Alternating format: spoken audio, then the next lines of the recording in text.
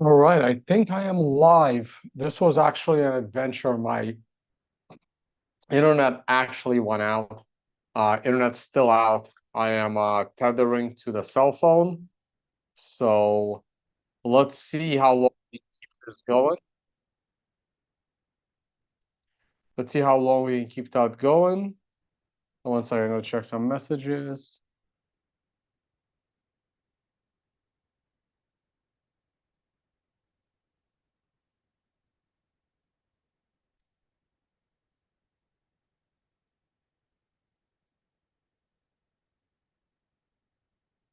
One second. Please post in the live chat the how's my audio, how's my video.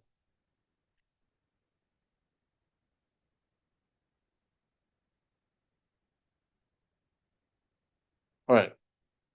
And let me open that live chat up so I can see it. Okay. All right, sound and video are good. Okay. All right, so I was watching the inauguration. We're gonna turn on the inauguration. I'm gonna keep the price of Bitcoin on the screen. Let me do this. And the price of Trump coin as well. More important than Bitcoin right now. Oh, it's dropping. Interesting. I'll put them on a 10-minute chart.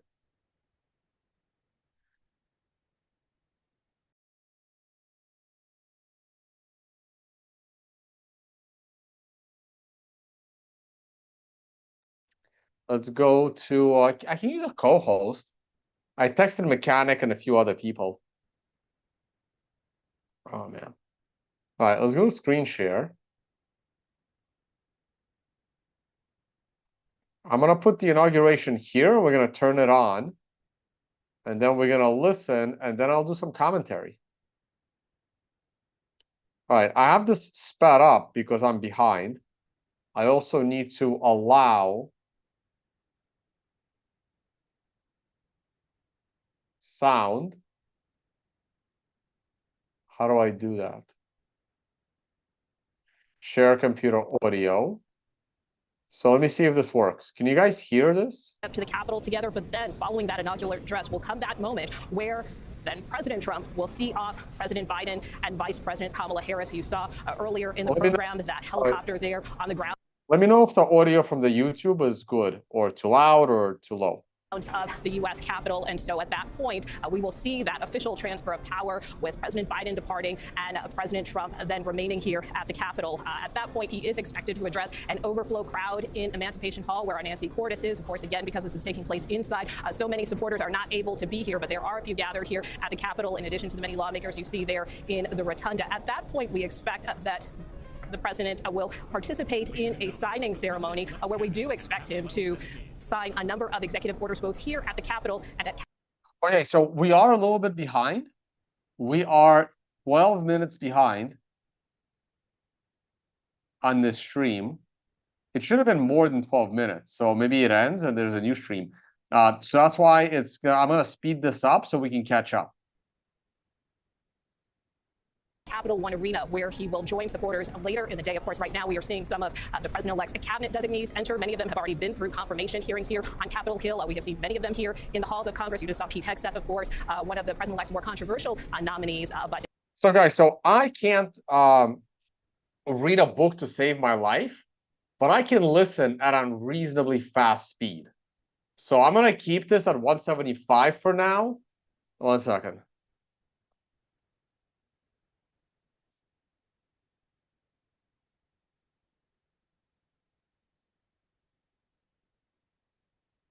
So we're going to leave it like this so we can catch up, and then we'll slow it down. In speaking to several sources, both here on the Hill and with the president-elect's team, they still believe, they're very confident that they believe he will eventually be confirmed, potentially with a vote, at least out of committee, as soon as this week. I would just quickly point out, as you see John Ratcliffe there, he is the president-elect's CIA pick. We could see a vote on him as soon, potentially, as today, along with Marco Rubio, the president-elect's pick for Secretary of State. Nora.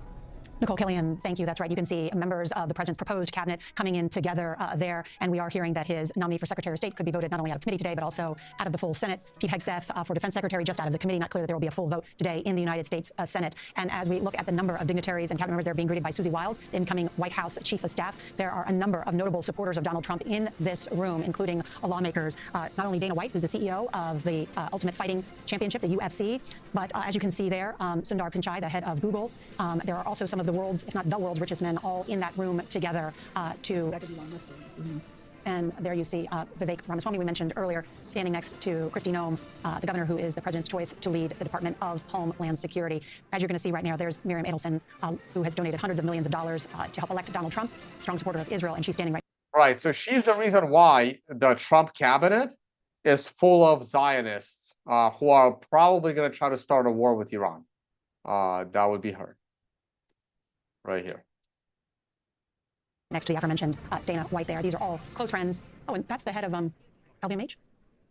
And other supporters there. Forgive me, it's just about everyone that is gathered. You need a Facebook here. Yes, and there you have Dan Quayle. There you have there with his wife, and we are expecting, as we heard as well, of course, former vice presidents are invited, and we are expected to see Mike Pence. He has confirmed that he is attending. Want to bring in, as we watch these arrivals, Chief Washington correspondent Major Garrett. He's also at the Capitol, Major. This is the ceremonial recasting for the nation of what the meaning of January 6, 2021 actually was. Corporate America estranged itself from then President Trump, and many in the Republican Party thought his political career was effectively over. He is now returning as president to the very place where those who supported him rioted on Capitol Hill to disrupt the peaceful transfer of power and overturn a legal and fairly held presidential election. What we're seeing here is a complete contextualization of what January 6 means. Those who've long supported President Trump believe it was just a momentary spasm, a reflection of anger that grew out of COVID-19 and lockdowns. Many others, President Biden in particular, in his inaugural address 4 years ago, said it was a symptom of something dark and dangerous in America. White supremacy, extremists, terrorists within the United States. He warned about all of those dark forces coming back into America. Whether those are dark forces or not, President Trump returns to power and can recontextualize all of January 6, 2021 as something that, if it's momentary or not, did not discourage him and did not dissuade the American public for reinvesting him with powers he's about to possess in this room and the Capitol Rotunda in moments from now.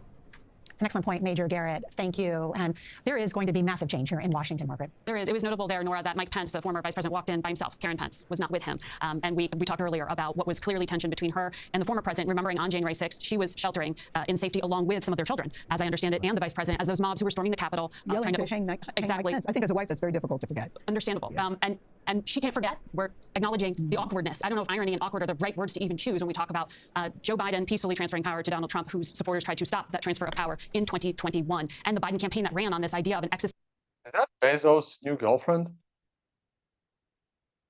threat to democracy. Even in that farewell speech that President Biden just delivered, warning of this dark future, saying stand guard, talking about oligarchs as we look at these CEOs in the room, tech billionaires, and today walking side by side in this diplomatic, genteel way, as if none of that had happened, as if we had not heard an entire presidential campaign warning us of the dark future should Donald Trump be elected. We're now. All right, so you already see the communist and the left-wing bias in the commentary, how January 6th was, white supremacy, and how this is just an evil administration. And I mean, there is nothing on YouTube you will find that isn't, left-leaning bullshit.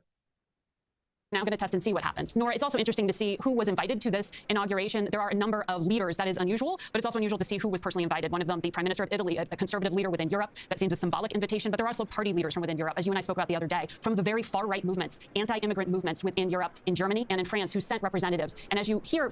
AfD in Germany is not far-right. Le Pen is not far-right. They are kind of like slightly center-right. It's just that, oh, there was a good post. Where was it? Hold on. Oh, I only have the image. I don't have the... It was on Twitter. Oh, I think it was Wall Street Bets that posted it. Hold on. Came up on my Twitter this morning. Gotta find it. Yeah. Is that it? No. Yeah, once you see something, it disappears fairly quickly. Saw it this morning. It's a great post. You know what? I don't want to look for it all day, so I'm going to do it a different way. I'm going to turn this back on. Viktor Orban, the prime minister of Hungary, who's not there, but a dear friend of Donald Trump, say it. He sees this return to power by Mr. Trump as a sign of a global shift towards the far right, empowering a conservative global movement. That's how he and his political advisor describe what we're about to see here. Well, you see Jeff Bezos and Lauren Sanchez, his fiancée, just arrived, standing next to Mark Zuckerberg and his wife, Priscilla Chan. We haven't heard anything from Priscilla Chan, considering Mark Zuckerberg has made a lot of news lately. That's right. So what we are seeing, Gail, as you just pointed out, the world's richest men are all here at the U.S. Capitol Rotunda. Elon Musk is number one at that, worth over $200 billion, and then Jeff Bezos, around $200 billion, give or take here, Bernard Arnault, and others gathered here for this inauguration along with their members of their family. And I should just point out that shortly we are going to hear the introduction of former President Clinton, then former President George W. Bush, former President Barack Obama, and then this whole ceremony will begin. John Dickerson. Well, I was just wondering whether in the history of mankind there has ever been a geographical location that has had more wealth collected in it than what we're looking at right now.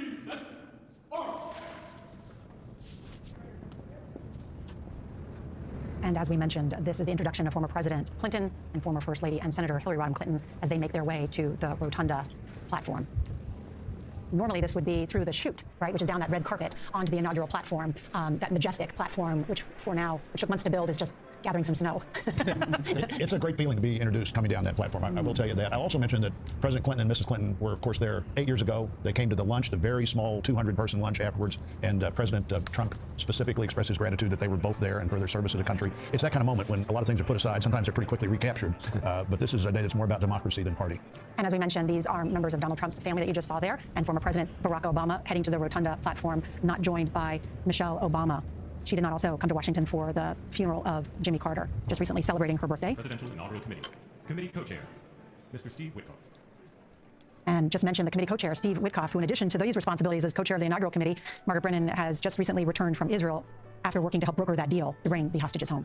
Donald Trump's best friend, as he describes himself, also a real estate developer, and now the closer on this major diplomatic deal between Israel and Hamas. We'll have to see if the Trump team is able to continue to corral both sides to stay on track with a very complex deal that, if it works, would see the return of as many as 3 Americans who are still believed to be held hostage by Hamas and other terror groups. Does Donald Trump call him the best friend, Margaret, or is he said self-professed best friend? I don't know. Ask Bob.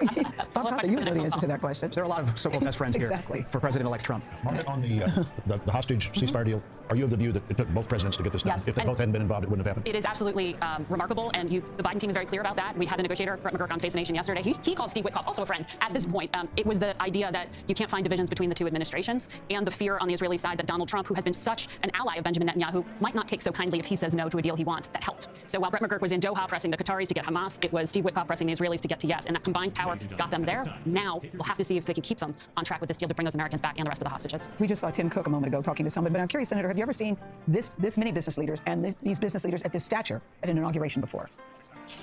I don't think so. I'm trying to remember if they would have been at the Obama. I think not. And of course, so much of this wealth has been created in the last decade.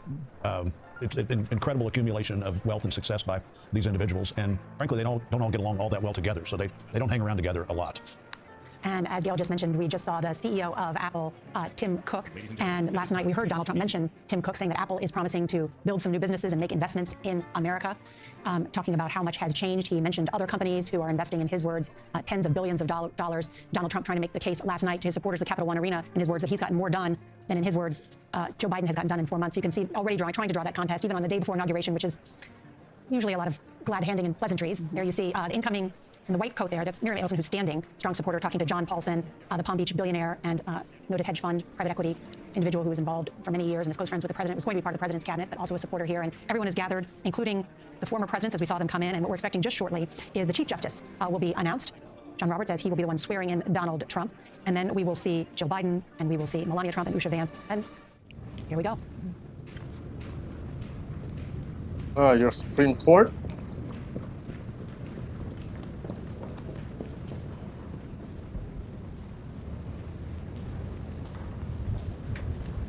And Justice Brett Kavanaugh will be issuing the oath of office to J.D. Vance. And a reminder that one of these justices, Justice Ketanji Brown Jackson, put into office by Joe Biden, but 3 of these justices. Yeah, the DEI hire for the Supreme Court, she's right there near the end. Were appointed by and confirmed by the Senate under Donald Trump and has remarkably changed the landscape of the Supreme Court. I want to bring in Chief Washington correspondent Major Garrett. And Major, given the changes that Donald Trump was able to enact during his presidency, and then Joe Biden, what do you see happening even in this first year of office? Yeah, what I hear and what I envision for this second Trump administration, Nora, is emphasis on immigration, emphasis on tax cuts, not just extending the Trump tax cuts passed during the first Trump administration, but possibly adding others, giving relief to some northeastern states that have been long seeking relief during the first year of the Trump administration. All of those things are going to be part of the domestic agenda. Immigration, tax cuts, and a significant effort to boost what is already a significant amount of domestically produced energy in this country. The Biden administration kept many of the Trump policies, reversed some. There'll be a tactical decision to encourage as much domestic energy exploration as possible. That's natural gas, liquefied natural gas, oil, all of that in the drill, baby, drill umbrella that Trump talked about relentlessly during the campaign, and a transformative approach to immigration that may not land well with all businesses in this country, small, medium, and large. If, in fact, workplace enforcement take laborers out of the economy, that's to be determined. But certainly the American public will support efforts to take those who have either committed crimes or have been already adjudicated to leave this country to be removed immediately. So I'm really looking forward to hearing what Trump has to say on immigration. Major Garrett, thank you. And we look now at the number of VIPs who are seated in the front row, very close to what is going to be the president's family. Who's that? And here you have Donald Trump's 5 children making the entrance into the Capitol Rotunda. Is that a Trump child? They're last of the Trump family we'll see before we see Joe Biden and Doug Emhoff introduced. And tell me who that was. Robert, talk just about how close his children are with the president-elect in terms of advising him, supporting him, being inside that inner circle. They're everything. Remember, President-elect Trump grew up at his father, Fred Trump's side, and he was told from a young age, you trust family. Everybody else maybe have a bit of a question mark above them. And he has taken that approach to his life, to his business, and to his presidency. He has an inner circle. He has a wide orbit of friends and allies, but it's his family he relies upon. Ivanka Trump, Donald Trump Jr., Eric in particular, they've been with him through legal trials and political trials. You know, Bob, I interviewed Eric Trump 8 years ago when they first got into the office, and I said, what will be the biggest adjustment for your family? And he said, trusting people from the outside, because we are very close, we are very connected, and it's very difficult for us to let new people in. And that seems to have been the case, although Ivanka Trump has made it clear she doesn't intend to engage this particular administration. Do you think that's true? She will remain an informal advisor to President-elect Trump, but will not join the White House She will not have a staff. formal role. I think there's a lot of the informal happening with this term. I know Jared Kushner, son-in-law, husband of Ivanka Trump, has been a conduit for a lot of the outreach to the Middle East. He is now invested in heavily by some of the Middle Eastern countries like Saudi Arabia and the others. He's staying on the outside while continuing those business interests, but a conduit to the Trump team, particularly on issues of geopolitics. So much of what we are witnessing today is this peaceful transfer of power, a lot of pomp and circumstance and ceremony, but a lot of important things also happening today. And I want to ask Senator Blunt about that, because there are reports that Pentagon officials do not know who will run the government's largest agency, the Defense Department. Donald Trump has not signaled. So what does that mean? Well, I think the time between now and the time that the defense secretary is confirmed, whoever that turns out to be, it's really important to know, and surely those signals will come right away. The president would understand that you've got to have a chain of command, and I think he'll follow up on that. We've heard reports about other agencies, about people that would be leading, and those names have been made public. Is it notable that we haven't heard who should be leading the Defense Department? I don't know that it's notable. I do think it's extraordinary how deeply they have gone into these agencies, the various, not just the service secretaries, but their undersecretaries, their chiefs of staff. Every one of us is in a position of responsibility. With that responsibility of citizenship comes an obligation not to seek out malice.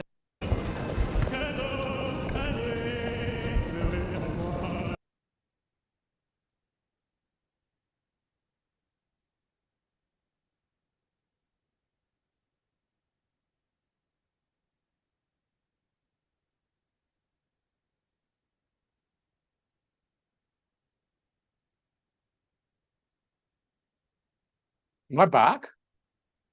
I was about to just shut everything down.